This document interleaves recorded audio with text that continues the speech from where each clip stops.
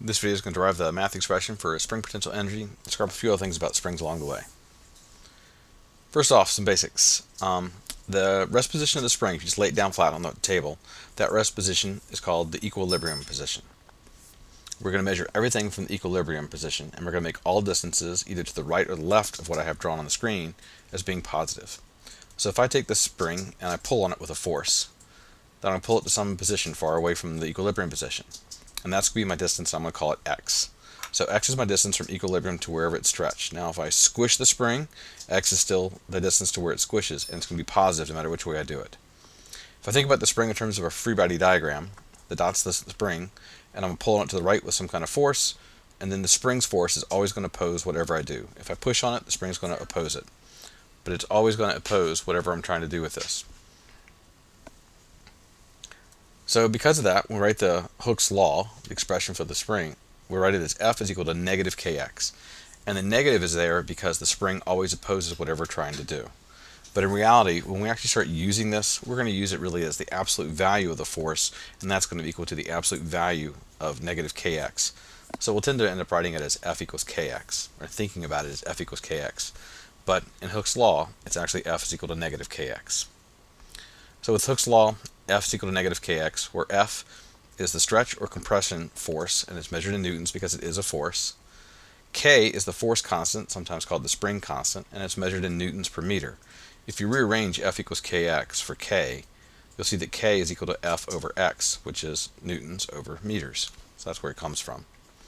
So this force constant describes how much force it takes to stretch or compress a spring 1 meter. So for example, if you have a retractable ballpoint pen, that probably has a force constant of around 10. If you have a screen door that's slammed closed, that screen door might have a spring on it with a force constant of around 200.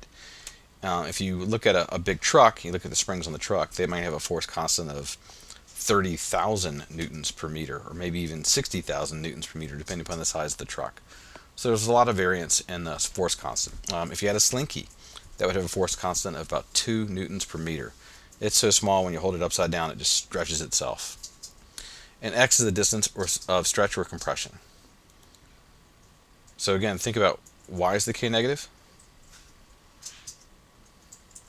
Well, the reason why again is because the force always opposes, the force of the spring always opposes whatever you try to do to it. So if this was class, I'd pass around examples, but we'll move on. So here's my graph of a spring.